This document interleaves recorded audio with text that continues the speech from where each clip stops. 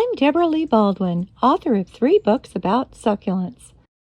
In this video, you'll see the garden and outdoor living areas of a historic Spanish bungalow with an emphasis on bright colors and innovative uses of succulent plants.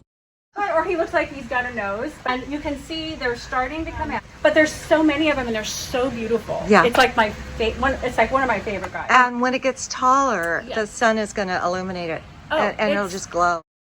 Opuntia, yes. paddle cactus. And yeah. he just keeps growing.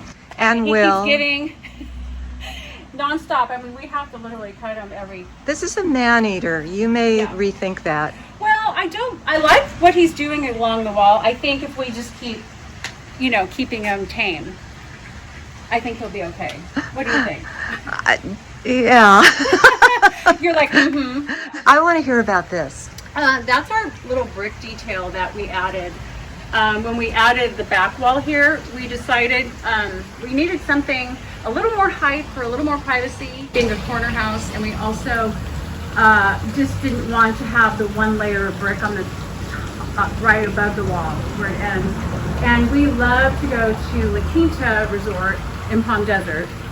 It's one of our favorite places to go, and we're always really inspired by the Mexican design. And they actually have a back wall of the resort, and we were driving, we noticed they had this particular layout and style of brick, and we took a picture and just incorporated it in our design. And I think it adds so much. It adds a design element that's unexpected and yet takes the whole look of the garden to a higher level aesthetically. It does. So it makes a statement that this isn't just a cactus collection or just a cactus garden, but it's actually a designed space that was very well thought out. Yeah. Contrast with the cacti. They're living art, aren't they? They are. Yeah. And the other thing, and when you live in a city, you have to think about it, are the neighbors' houses. Yes. And sometimes you can borrow their landscape, and sometimes you just want them to disappear. Right. Nanci Zinngrabe and her contractor husband Kevin live in Santa Ana's Floral Park, an Orange County community of more than 600 vintage homes from the 1920s through the 1950s. We're seeing this one right after it was on a home and garden tour. Hi! This 8,000 square foot lot on a busy corner is a serene and spacious oasis.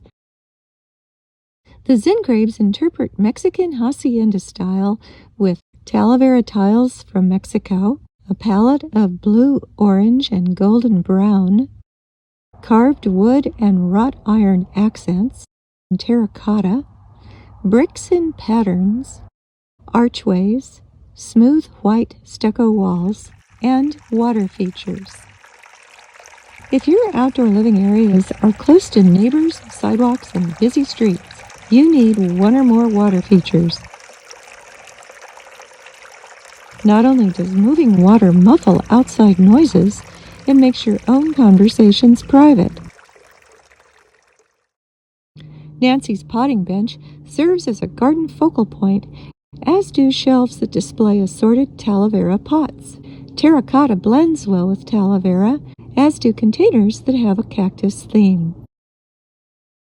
Among Nanci's favorite succulents are agave attenuata, agave tequilana, Petalanthus macrocarpus, agave ovatifolia, aloe marlothii, euphorbia amac variegata, aloe bainesii, euphorbia trigona sansevieris, and yucca aloeifolia.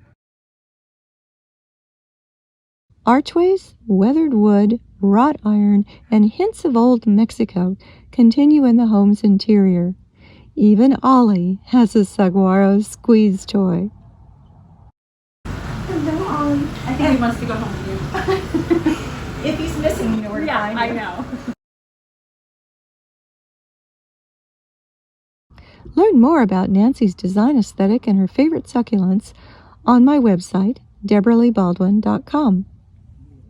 I hope you found this video helpful and entertaining.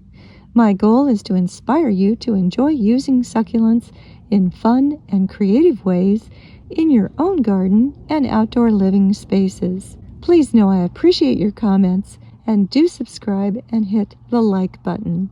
I'm Deborah Lee Baldwin. Thank you for joining me.